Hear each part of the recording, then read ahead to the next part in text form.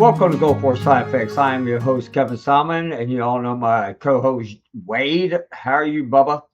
I'm doing absolutely fantastic. Good. John couldn't be on tonight. He's not feeling well, so send out his prayers. Hope he gets better.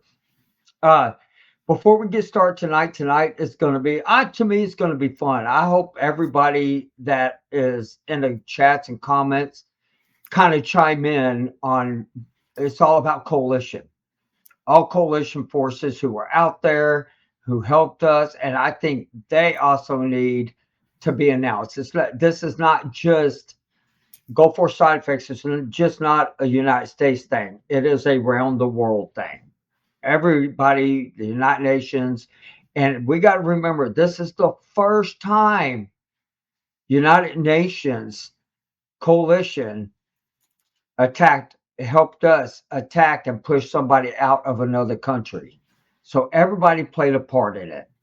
And so, but before we start, Wade, I sent this to you, and this is from Lynn. I would like to read this. She says she got her records back, or got his records back. All of the issues started 3 months in after while he was in service, but 3 months after Desert Storm. And it says, the documents, all the medical records. She wanted to thank us for great work on helping. And she said, we have been more helpful than a VSO, DAV, and Google. And she said, we're rock stars. I think that's pretty cool. I want to read that because I love that. I think that's great. I'm glad that they were able to get the medical records. And that's what I'm saying. This is, if we can help one vet at a time and his spouse, this is awesome. Absolutely. And so I'm really glad.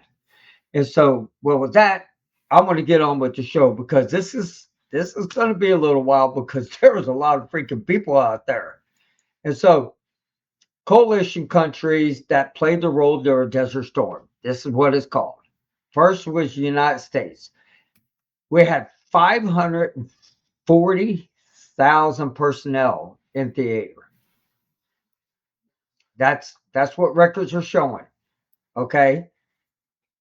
Our jobs was air campaign, ground assault, naval operation, logistics, command structure, Patriot missile defense, and special operations.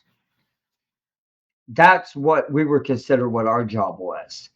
Now, with you being over there, I could think of a little bit more than just that, don't you? Not a whole lot more. I mean, not like with the infantry. That's going to be more your ground operations, really. Well, I guess the reason I say that though is like we also help the children. Like we handed out. We fed people. We took care of them. I mean, I guess command structure falls under the medicals. Right. I mean, I remember when we were actually in Iraq, we did treat sick and injured Iraqis. I mean, we weren't there long enough to really make a difference. We did what we could. Kids, I had no problem giving up food for. I didn't give up a lot of food. I mean, there wasn't a lot of food to be given up. Right. But made an impression. I don't know if it was a good or bad, or I'm sure it was lasting impression. Oh yeah. I mean, I know everybody was really happy, and and Saudi Arabia, they had 118,000 troops, and they were considered a host nation. Okay, and they provided bases, logistic support, ground forces, defense and counterattack, and financing for the war. And I never realized that. I thought that was pretty cool. I mean, I didn't get to meet any of the Saudis because we weren't that far in, but I don't know if y'all got to. No, when we got there, anybody that was like, basically in the 82nd, not the whole 82nd stayed there, but a lot of this 82nd infantry, and there's a lot of support there. There was a place called Champion, Maine. It was quote unquote notorious. Everybody known what it was, and yeah, Champion, Maine, and that was an Air Force. I believe it was an Air Force barracks training facility, Saudi Arabia, brand new, had never been lived in until we came in and took it over, and just in a short amount of time we were there, pretty much trashed it. Okay. That surprised me. I guess the way that's. I mean, it was, not maliciously, but I mean, when you have people that are bunking out and camping on the floor, and I don't really think their restrooms were ready for a bunch of grunts. And now, yeah, oh no, yeah, that's true. I mean, I agree. A bunch of grunts weren't ready for their kind of restrooms either. I mean, well, with the. Have we ever talked about the restrooms? Y'all showed me a picture of them. Yeah, I got a porcelain hole in the ground. Well, it makes you feel good. I have a porcelain in the Navy. But you got to sit on air porcelain. Conditioning. There was nowhere to sit. Oh my! What? It was a porcelain, and people are going to laugh, but this is the true story. It was a porcelain, and where your feet are supposed to go, it had little ridges so you wouldn't slip, and you just squat. And then there's a little washer, like what do you call that thing that you wash with? Like a bebop, I don't know. But you're supposed to take this little hose and wash yourself with it. And so you can imagine that took a lot of time for Joe's to get accustomed to it. But you got to think about it. Everybody over there wears those long white, the men and women wear those long white robes. So they just go in, they just pull them on up, and they just squatty. And so, but when y'all got out in the sand, y'all made your own. Oh yeah. We just dug our own little hole. It's called a cat hole. Oh, okay. All right. Yeah, no, I never seen one, and I didn't get to go that far. If we were just hit the base, out there, and then they had a hotel where we got to go, and they had bathrooms. But and it kind of, this is what surprises me. Okay, is the United Kingdom 43,000 troops. You notice it says troops, right? It says air campaign, tornado jets, ground assault with armored units and Royal Navy in the Persian Gulf.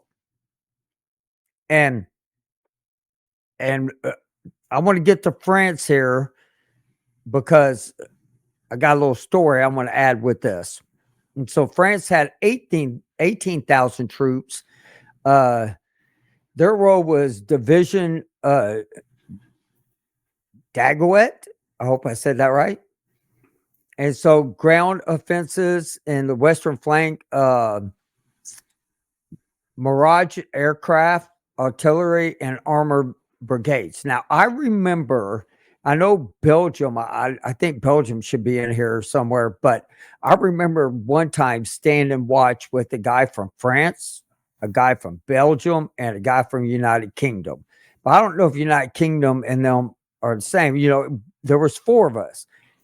And so when the cars would come through, and all they gave us was a baton. Okay.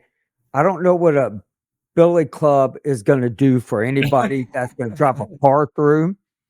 They didn't give us no mirrors to look underneath the car. They didn't give us any of that crap. So I was sitting there, and I remember when the cars come in, we'd have to look at them and wave them through. But they could all speak to each other. I didn't understand a word they said, but they all could speak to each other. And I'm sure they're probably talking about, everything about Americans. But we were able to go on board one of the ships and just to go look. And in Europe, their ships have bars, alcohol bars. Oh. Hard liquor. Yeah. I don't know why our Navy doesn't have that. And There's a reason. Request for the United States Navy to put a small bar and allow, I think they get 2 or 3 drinks a day. I'm just requesting 2 or 3 drinks a week for our sailors out there. So that way, when they hit port, they won't go spend all their money on alcohol like we did. Which I'm just being honest, that's what we did. We hit the bars and we drank and we drank and we drank. And then we like, so them guys were lucky. But I thought it was really cool that I got to meet other people from different countries in the Royal Navy and all this stuff. And um a guy from Belgium, he was a helicopter pilot, and we unrepped with him and we transferred over fuel, because we had to end up making our connections match with theirs and theirs with ours. But we were unrepping. Their captain was a pilot, and he had I don't know what kind of helicopter it was. That dude was doing circles, man, like it was nothing. Like it was a car in a parking lot. As it was flying around the ships while we were unrepping, he was doing like an air show. That dude was pretty badass. I thought that was really cool.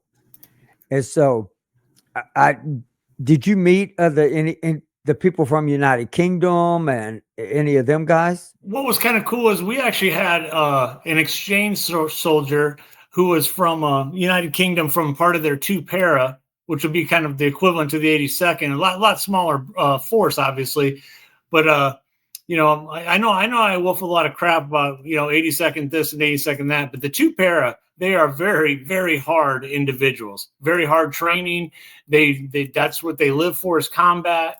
And he actually met up with his unit. He was assigned to us, like I said, an exchange soldier, but he met back up with his unit and who was talking with his platoon, and to listen, because of their heavy accent, to listen to them talk back and forth. You couldn't, it was like they were speaking English, obviously, but you could not understand a single word that they were saying. Oh, right. And I feel that way about Australia. Yep. When I met a couple of Australian sailors, and their accent, it was like, what? Huh? Yeah. What? And my hearing back then was actually decent. Good. And so, well, it's not anymore. But, and this is the next one. And this one kind of surprised me. Egypt, 35,000 troops. Wow. 35,000. And their jobs was infantry, armored units, logistics, part of Arab Joint Force under the Joint Command. When I saw 35,000 troops from Egypt, I was impressed with that. Yeah. And so I did a lot of homework. I did a lot of homework on this. Canada, 4,500 personnel. And their jobs were CF-18 fighter jets, destroyers, and supply ships, and medical teams. And so all of them, I remember them being out, and you can understand Canadians just as well as us. So just to let you know. Hey. And this one, Italy, 8,000 personnel. And their jobs were naval operations, tornado fighter bombers, and logistics. And I don't ever remember seeing an Italian ship. I don't ever remember seeing an Italian ship. I never. But I mean, I know they were out there, but we never saw them. And this is the one that's going to shock you. Syria. I did see Syria on the list. Yeah, that did kind of shock me. 20,000 troops, armored and mechanical divisions, primary defense posture, and Saudi border. So pretty much what they did is make sure that, I guess, the Iraqis didn't come over. And so, what would you say? Mechanized? Mechanized. Oh, okay. I'm trying to look at it through a thing. Yeah. And so, I guess with Syria, they were more for defense and making sure we didn't go into their, their land. Their sovereign territory, probably. Yeah. Yeah. That's what I would think. I don't think they sent anybody in, because we're going to get to the ones that opposed the war also. Oman. Okay. Yeah. 3,000 troops, ground force, bases, and air operations. That's what they provided. That's what they provided. Right. That's pretty cool. And Bahrain. Now, I can talk a lot about Bahrain. I've been there plenty of times. They 500 troops, air base and naval base host nations. So Bahrain was basically where most of the ships went in. That we got cargo, but there was also, that's the main port that the medical ship and the R&R ships were there. And that's where y'all built us a beautiful place to drink alcohol, beer. And believe it or not, I am not a light beer guy type, but I mean, I had to give it to, Bud Light, Miller Lite, all them, because they gave us all nothing but free beer. But yet, now I think about it, we had to pay for that crap. And I know they gave it to us free. I remember it wasn't much. It was like 25 cents or 50 cents a beer. I mean, it wasn't much.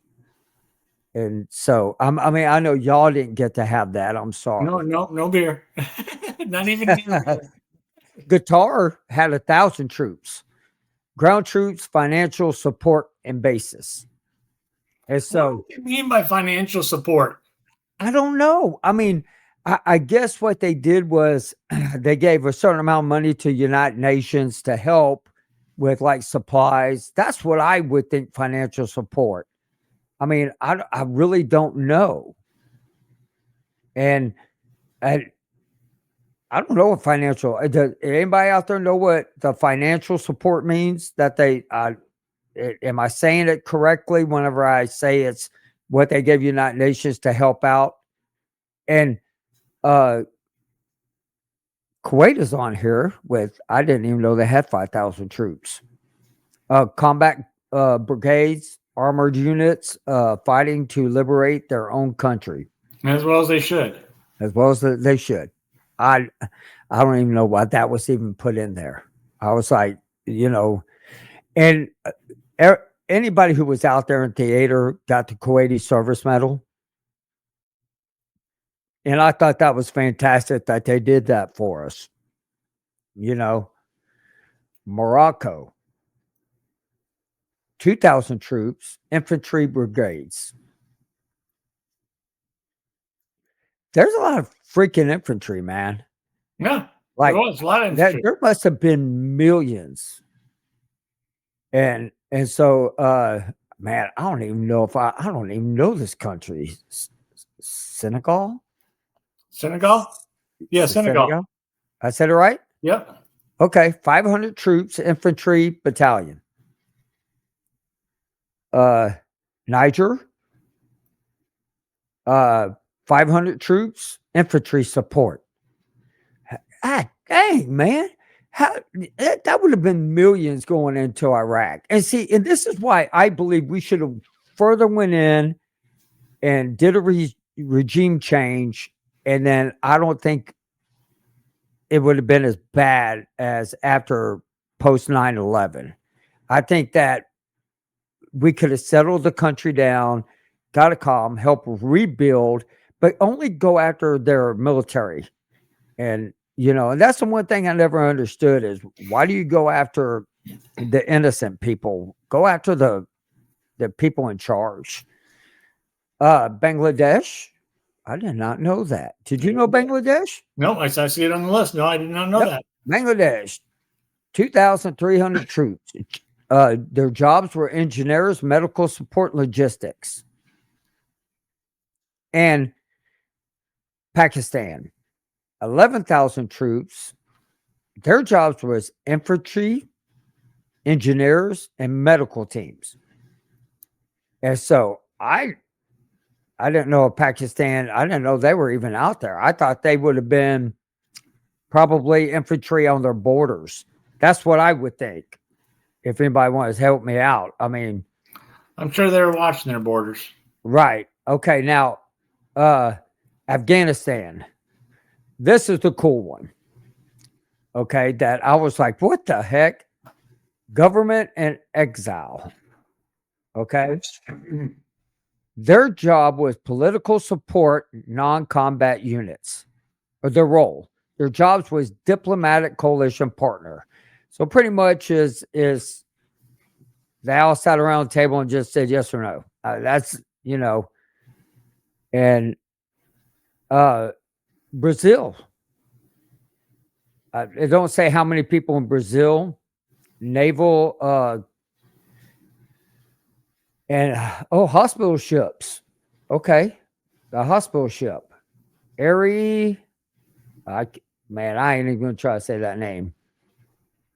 Ari Payeras. Okay, I got close enough.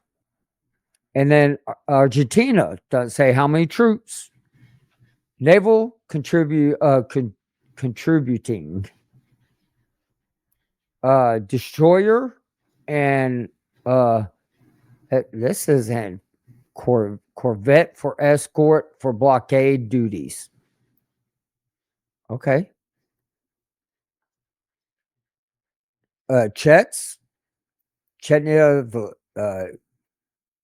Czechoslovakia. Yeah, Czechoslovakia. We know what they were for.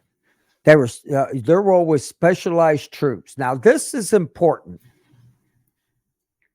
This one right here to me is one of the most important ones that we're going to talk about tonight. And I'm going to go on a rant because their jobs was chemical weapons detection, decontamination units. Okay. So it doesn't say how many people are out there, but there's a book that was written about them. And one of the reasons the Chets were going to pull out, they were going to pack up their stuff and they were leaving because the United States was not telling the truth about the chemicals being out there. And it was one of the very first books we learned about, and it came out in the 1990s, and it was written by ex-CIA. You're not thinking of Gassed in the Gulf. Yeah, Gassed in the Gulf, where they talked about the Chets were going to pull out, and they told the United States, y'all need to come clean about it. And so, to me, that's important because they detected it. Why didn't we?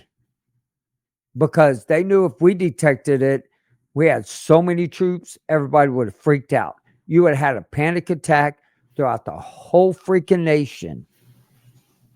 And that's the truth, because I don't know about you. If they would have came out saying, put it on, we're being gassed, everybody's thought process is we're going to die right then and there.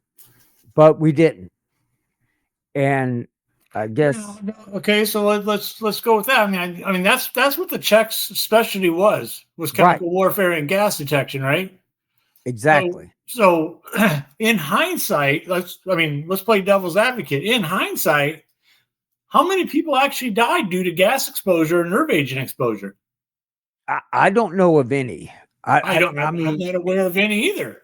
So I don't know of any, and if anybody knows, please let us know, because we've been trying to figure that out. We can't find it anywhere. So that being said, were the Czechs right, or was the United States right? Yeah, I don't know. So I'd like to find out, Jason. I'd like to find out, Jason. Let us know. Sources. Yeah, because that would be big for us to know about that. Now, I do know there was one. I do know of one that did have blisters. Yeah, a muster agent injury. Yes, I do remember that.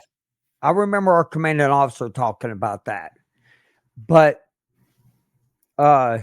he's saying their Camisea and also the BP pills was a protection against nerve agents. Right, but I will argue the fact that not a lot of people actually took the PPP pills. Oh, he said it was discussed in Congress at a congressional hearing. Yeah, I'd still need a solid reference. Yeah, we're going to look that up because I believe for us, before we say yes and we say any of this, now don't get us wrong. There were people that came home who were sick. I mean, they were sick right away because of the hearings and with them getting ALS and so I do believe there was something that was out there. We just don't know what. I mean, it could have been anything that gave us the jabs. It could have been, types of gas. I did have a guy who came into the shop that did just receive a letter, but his was about radiation, that he was exposed to radiation. And he's not doing good at all. He has all kinds of cancers. And so I don't know where they were at that time, but there was something they blew up and they got radiation poison. And so, and we had him on the show for Fernando. All right. So now we're going to get to Poland. They don't say how many in Poland, but they're medical and logistics, field hospital units. Yeah. Okay. And see, South Korea, 300 medical staff, medical and logistics. Man, there are a lot of medical staffs out there. I guess there have to be a lot of medical. Not because I think they were really, really preparing for it to be mass casualties. A lot of casualties. Now this one is pretty cool. Netherlands. Okay, 1,000 troops, Patriot missiles, batteries, logistics, and mine sweeper. Minesweepers in the water or minesweepers on land? Good question. Could have been either. Right? Yeah. Jason, did you see any Netherlands ships? I mean, do they have Navy ships? I mean, asking for a friend. Belgium. These guys were so cool, man. I tell you, the Belgium guys were freaking awesome. They were wanting to trade out hats. Every ship has a lighter, okay, with the ship name. And even our ships, United States ships, they have them on the Belgium. We switch back. I have a collection of them. I just don't know where the heck it's at. And so this is what shocks me. Air Force contribution. F-16 aircrafts and naval minesweepers. I don't remember the ship that I saw and the guys on Belgium were minesweepers. I thought they were cargo because they were pulled in where we get cargo. And I remember the Belgian being there. Spain. I would have liked to meet somebody from Spain out there. Naval forces, destroyers, and medical support. A lot of Navy. A lot of Navy, man. A lot of Navy support. Greece. Never saw them neither. Naval forces, frigates, and logistics. Norway. Their role was field hospital and medics, medical and humanitarian support. Australia. The Australia guys were really cool too, man. 1,500 or 1,800 troops and naval blockade, medical teams, and clearance divers. And so to me, that's really cool because these are everybody who played a role with us. And you have to remember, these are the people who are sick like us. We've had people on the show from different countries that all have the same issues. So, but then we had somebody who was on here. I don't know who it was. I would like to say, um, I would like to say it was Dr. Glum and or somebody. No, it wasn't Dr. Glum. It was somebody else, and they said they didn't get the same shots that we did. Correct. That's what I was just going to say. Similar with researching our own troops and going back to our common denominators. What did they receive and what did they not? Similar to us. Right. And and when we did the show, a lot of people did make comments. A lot of people did make these comments, though, Wade, is that they don't have stuff in their shot records either. There's shots missing out of their record. They remember getting them, and I know my short-term memory is terrible, but my long-term is fabulous. I don't know about yours. Yeah. John. No, just kidding. Wait. I had to throw that in there. I hope John's listening going, that was a good one, Kevin. That was a good one. Okay. So this is something I want to talk to you about. Germany and Japan, they could not send combat troops. Okay. Constitutional limits, but they gave billions in financial aid. Okay. Turkey allowed use of air bases and staged coalition aircrafts. So everybody, it seems like everybody around did help out. Now, nations that opposed and criticized the coalitions, okay? Jordan, Palestine, Yemen, Sudan, Libya, and Algeria. Okay. So this is something I did not see on here. Why isn't Iran's name not in there? Because why? When you pass through the Straits of Hormuz, our commanding officer told us that when we go through, their rockets aim at us. Right. Okay. So did they oppose us, or were they glad we were there because Saudi or because Iran and Iraq controversy? I mean, but it really surprises me that Iran is not even on the list. And you know who else is not on the list? China. Yeah. You know who else is not on the list? But I saw their ship out there? Russia. And don't say there wasn't Russian ships out there, because we saw them. And they weren't like they were doing their own thing. I think they were like more there just to watch everything going on. But I remember seeing a Russian ship out there, and we were asking questions like, they're not a part of the, coalition? And they're like, no. And they're like, they come out here, they'll patrol just to make sure that nothing, I guess help Iran, I guess at that time. But I don't understand why Iran, Russia, and China are not on this list of at least opposed. So that's just the one thing that I really like seeing, man. Is you look at all the different people that came together, and we all had a good time.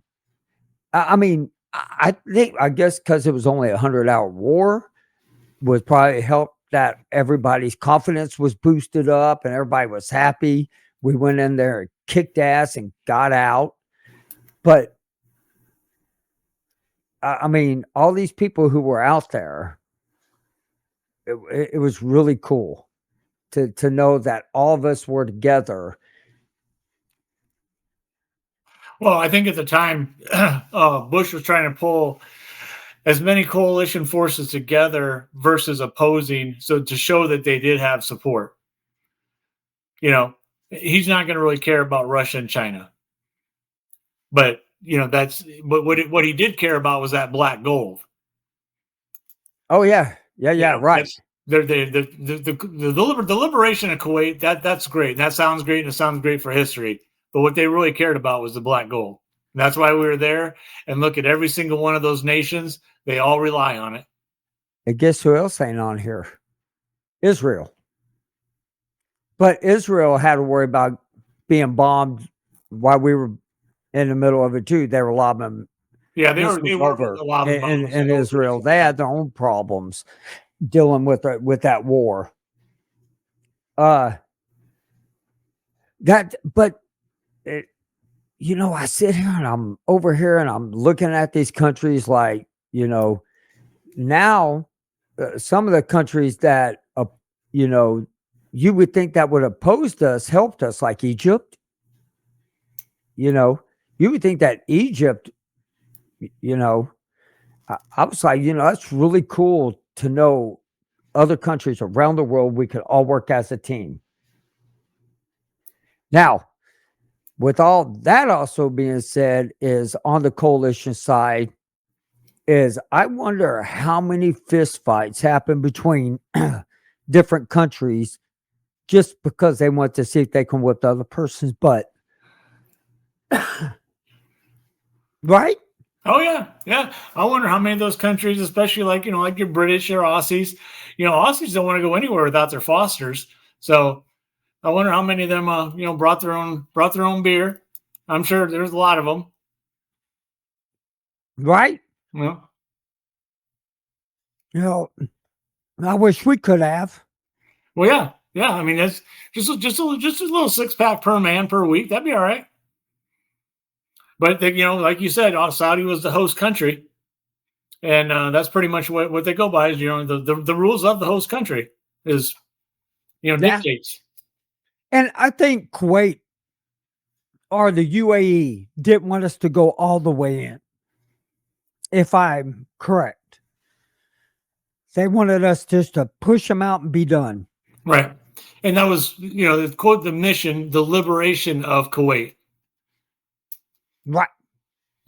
Right. It wasn't to take over Iraq. It wasn't to change anything. But years later, we come to see what mess that happened.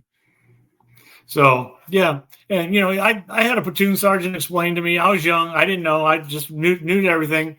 And he explained to me that at the time there was 3 different factions inside Iraq, religious factions, and Saddam himself could control all the factions.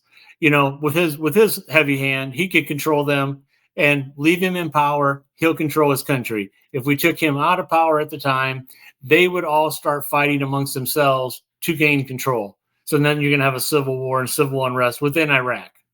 So that was basically the explanation I was given. I don't know if that's really was, but he was just trying to learn me on, politics. So, I mean, it sounded good. Maybe it was, maybe it wasn't. I don't know. But yeah. And I mean, but you saw it happen after. Right. I mean, so he was correct, because it probably would have happened. When Saddam's people got out of line, he killed them, bombed them, gassed them. Yeah, and for all the naysayers that said there were no weapons of mass destruction, yeah, there was. I don't care what anybody says. Yes, there was. That's the part that gets me. Is like, what, you think he only had them bunkers? You only think he had this? Man, y'all are crazy, man. That man had so much. I mean, but hey, thanks to all of us, we supplied it to him. Yep. And other nations around the world. Yeah, nations around the world. We're like, here, we'll give it to you. Which, under the Geneva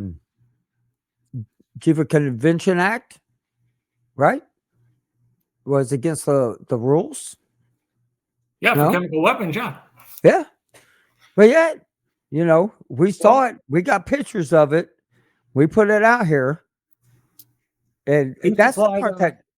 Who supplied Iraq all their arms when they're in war with Iran? Right. You know, United States. We did nothing but supply. That's typical of the United States habit, what we do. Right. And I know a lot of y'all are getting letters right now that are especially around Camisea and further out parts. Y'all are getting letters because they redrew a map. But I just want y'all to put this in your heads. It wasn't just sarin gas you were exposed to. It wasn't just mustard gas. It wasn't just the jabs. Anthrax shot. It wasn't just the PB pills. It wasn't just a lot of stuff. So a common denominator is what we're looking at. And I think you got to look at whatever messes with the mitochondria. Whatever messes with that, they really got to take a look into it. But I do believe, and this is where when Dr. Glum is going to come on, this is one of the questions I'm going to ask her. Since I was far away from Wade, and John was far away from Wade, and the Marines were far away from Wade, and I was far away from the Marines, we're all different, say step 1, 2, 3, and 4, going out, one closer in, 2 behind y'all, 3 behind, and then the Navy being 4 out there. Okay. I would like to know from her, why is it that I find more neurological, like neuropathy people in Navy than I do with y'all, Wade? And y'all find more with cancer with y'all than what y'all find with us. And correct. So, and for me, I lean more to the petroleum side for us. That's just my opinion. Everybody else can have their own opinion. We really don't know. Here you go. I'm going to put this up here. All right. And think of the dust storms that everybody breathed in. I was thinking about this other thing. We never took that into, matter of fact. How many battles have been fought over the years on that land? And when they have sandstorms, what is underneath that land? We just don't know. We were fighting anytime you go to a foreign country, y'all know as well as I do, what are the main things you do not do? You don't drink the water and you don't eat the vegetables. And if you're smart, you'll ask what kind of meat they're serving. Just saying. Nothing wrong with a little camel. Monkey meat, you never know. But, and that's the thing about it. We were subjected to so much out there. And like you said in one of the earlier podcasts, is we were test dummies. Yep. We tested everything we did out there was brand new, and we tested. Welcome to the new world of the 2000s, where everybody gets to have the fun that we had back then. Now I think about it, I'm like, man, I had GPS before y'all did, losers. And our computers weren't worth crap. They were still from the Vietnam War.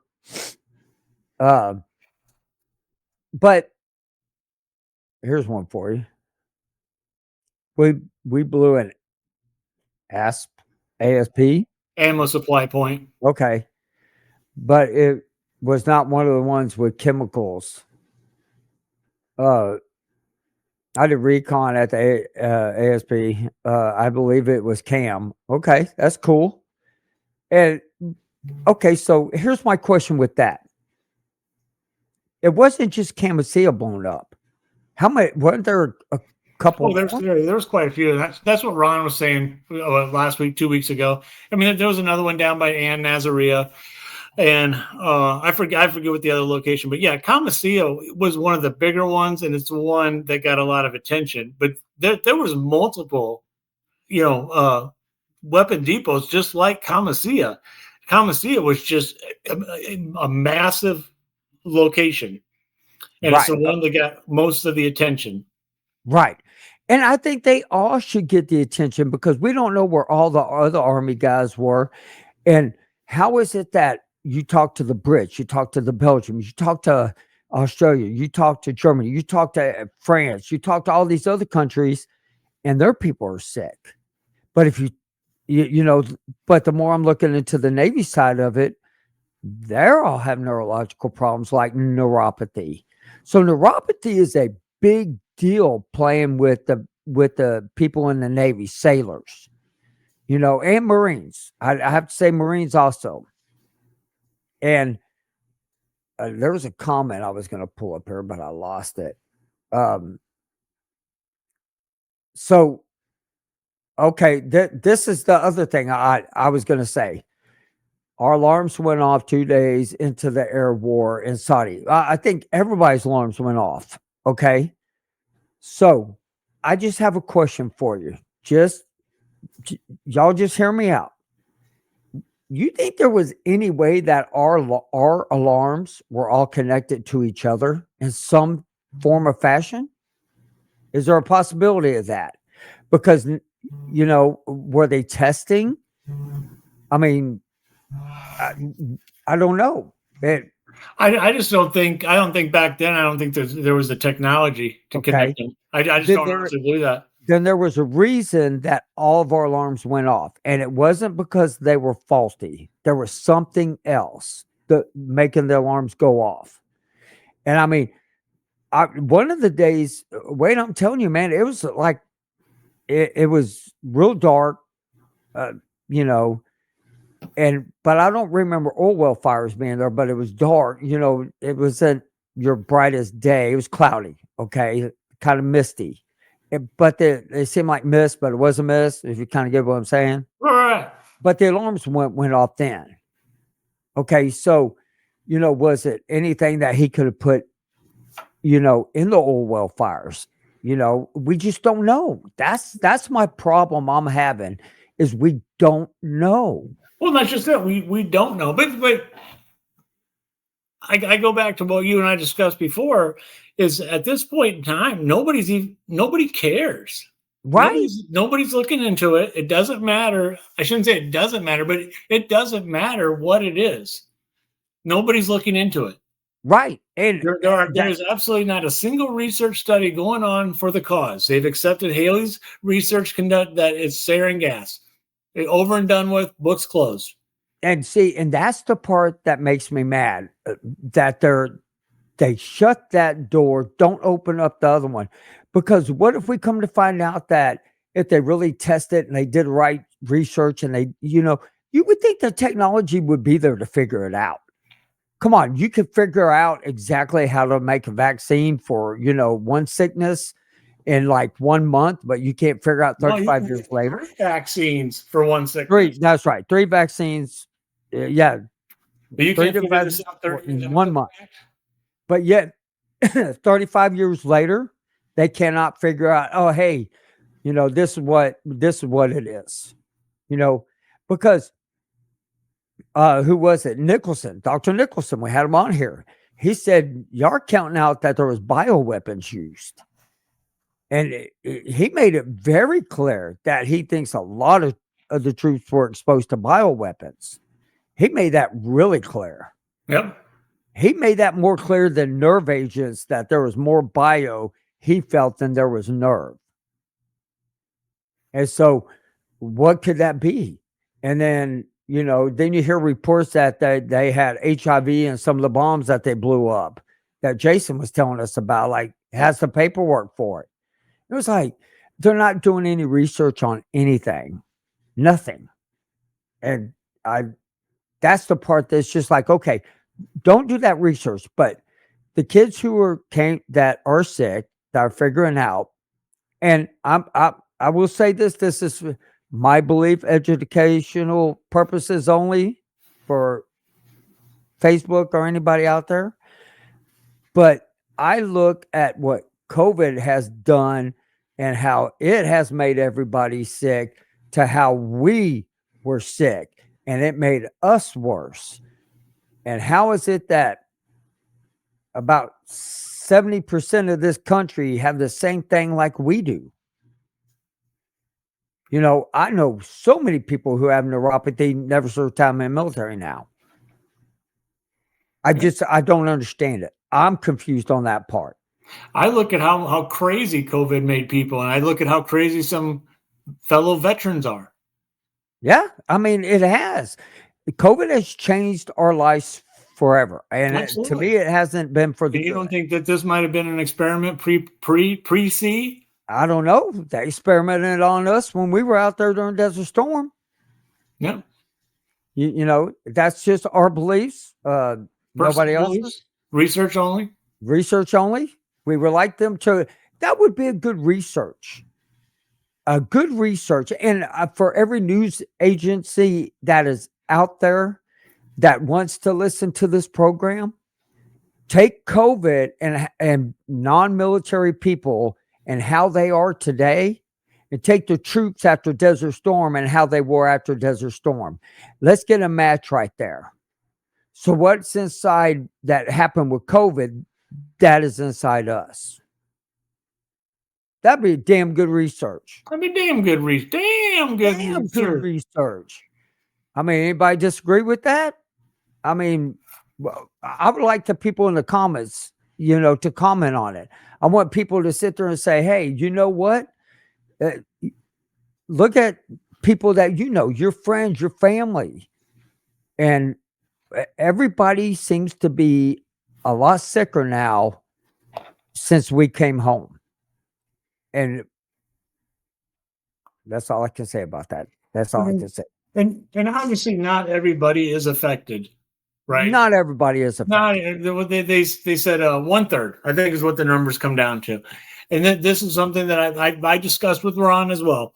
So you take 1/3 of our population, 700,000 that were deployed, and they're sick with something. I'm not saying that nothing happened, obviously, but I am saying there are illnesses throughout your body that will come out with life in general. Right. Like my buddy that reached out to me, Jay, I hope you're watching tonight. And he was a really good example. He ETS'd out of the service 2 weeks after getting home. So we land 2 weeks later, he's done. He's gone. He has no idea if there's anything wrong with him or not. And it wouldn't have mattered because all he wanted was the hell out of there. So he's gone. So now, 35 years later, he sees our podcast where he's living and reached out to me this last week. So he has all kinds of some very weird diseases going on, some weird things going on with his body. And he wants to know if it's related to what happened 35 years ago. I can't tell him yes or no. I'm not a doctor. I told him to definitely, is it a possibility? Anything's a possibility. But like I always put out on the show, what did you do with your life for the last 35 years? That's, just take a step back. Again, if you stub your toe and it hurts, it's not because you served in Desert Storm.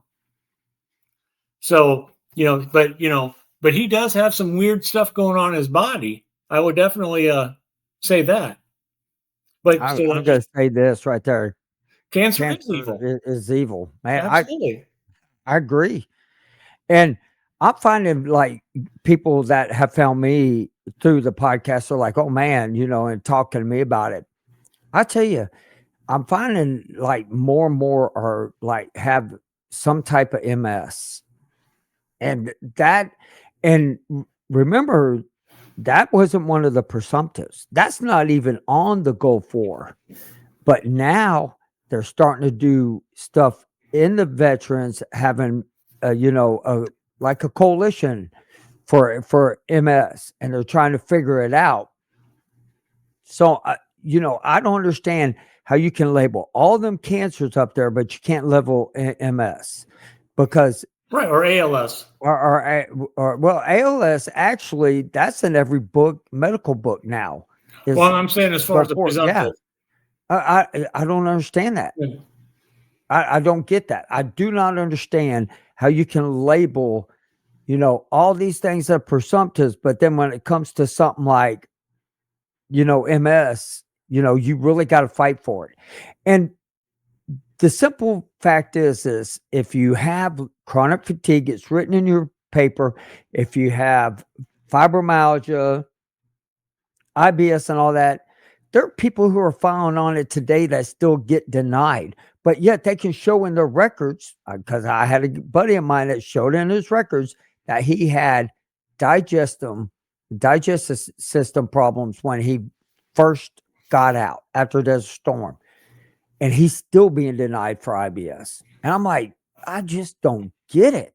I guess whoever reads this are not doctors, but I'm hoping the Navy's going to change this up. You know, I want to see this comment. I'm 57. I got 94, went back to Kuwait in 93. My short-term memory is trash. Thank you. So is mine. I had crawling worms in my arms that would scratch them until they bled. Oh, hell no. Hell, oh my gosh. Carlton, did you have real worms or the sensation of crawling worms is what I'm curious. Right. Yeah. And I am losing feeling in my legs. I've had hand trimmers, and for most part, I've been lucky. I agree with you. I feel very lucky, even though I got neuropathy, even though I have, renal kidney disease, even though I'm still breathing. I'm here. I eat better. Exactly. We're still upright, Yeah. There's a lot of people who aren't that well. Like I said last week, I have a buddy today who is sitting in his recliner with a hole drilled in his brain. I mean, when I say in his brain, so I feel pretty damn fortunate right now. Right. And yeah, in neuro and metabolic. I think he means disorders. Yeah. Metabolic disorders. Yeah, I'll let you read them big words. I ain't reading the big words. That's how come I went in the Navy and not the Army. The Army didn't want me. I hope so much. But okay, so with all this being said, I think we should start a new from now until the end of the year. It should be for the rest of our lives, but really, why don't we focus on more about eating better, taking care of our bodies, and being kinder to people? I think we're losing all that in a fresh scheme of things in life. I believe that we're losing humanity because we're too worried about our health also. And so I'm going to take a step back. I'm not watching any of the news. I don't want to watch any more of that crap anymore. I'm stepping back. I'm going to get a new leaf on life, and I'm going to start taking care of me and my family, and I'm going to start having fun. I'm going to, hunting season's coming up. I'm looking forward to that. And I got to show Lexus up here too, because me and Lex have talked. He's 58, neuromotor conditions. I think most of us. But honestly, I will say this, Wade. I think our brains are older, how do I say this? I don't even know how to put it without making the 70 and 80-year-olds be pissed at me. I'm going to say it anyway. Our brains are like a 70, 80-year-olds as far as memory loss, confusion, and brain fog.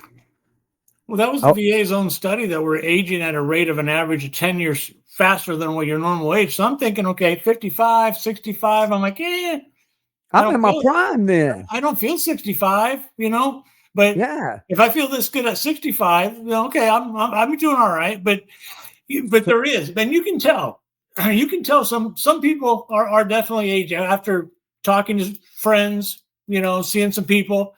They're definitely aging faster than what they probably should be. Can't believe I'm going to say this neither. I have more people saying, so did you fight in the Vietnam War? And I'm like, shut up, Wade. It ain't funny. It ain't funny. I get that more than I get Desert Storm. And I'm like, no, Desert Storm. And they're like, oh, oh. Nope. Mm-mm. But I do. I get that more than anything else, and it pisses me off. And everybody's like, "So your brother, is he older or younger?" I'm like, "Older." And they're like, "Really?" And I'm like, "Son of a." Well, I got back from Desert Storm. We're going to lighten the mood here. Well, I got back from Desert Storm. I went into the barber shop where my brother and my dad were working. Me and my brother going to go out to lunch. And this lady goes, "Oh my goodness. Uh, are y'all brothers?" And we're like, "Yeah." And she goes, "Oh, who's the oldest?" And stupid me had to say, "Well, who do you think's older?" And she said, "Oh, it's gotta be you. You look like you've been through a war and back." And I mean, I just got out of Desert Storm. My brother goes, "Yeah, you just got back from Desert Storm." And he's like, "Oh my God.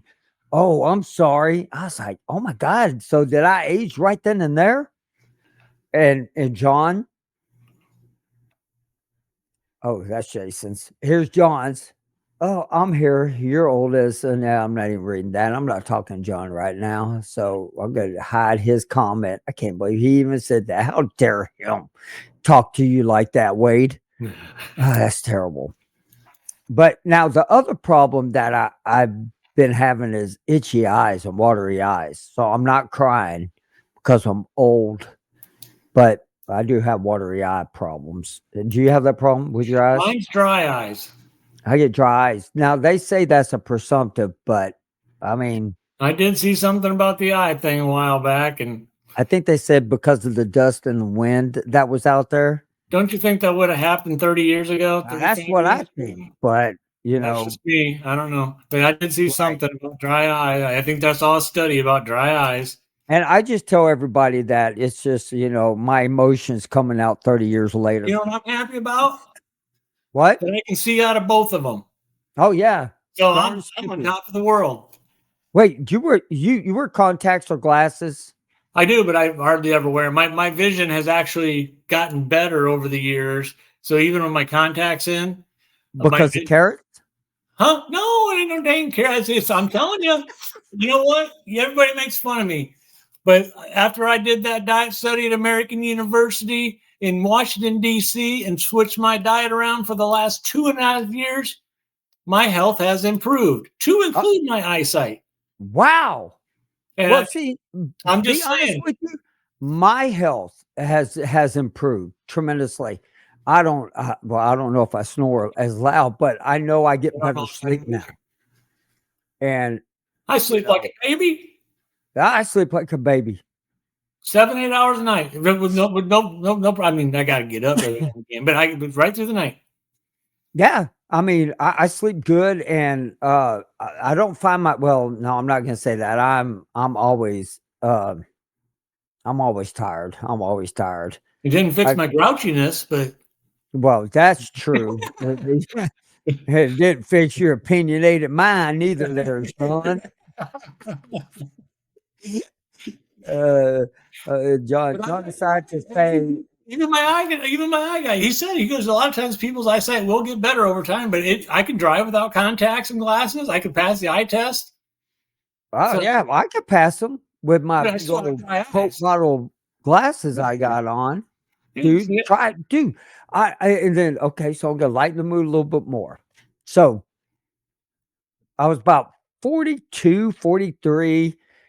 We went to a restaurant. My wife's like, "That's it. You're going to eye doctor." Because I ordered the same thing because I couldn't read the menu. So she handed me a menu. She like, "Read it." I was like, "I can't read it." And now, mind y'all, I cut hair for a living. So she took me, and the eye doctor, I don't even know what eye doctor it was, but we went in there. He didn't warn me how they puffed that stuff in your eye. And dude, I fell out of the chair, scared the crap out of me. He thought it was funny. But when he was done, he's doing my eyes. He looked at me, he goes, "What do you do for a living?"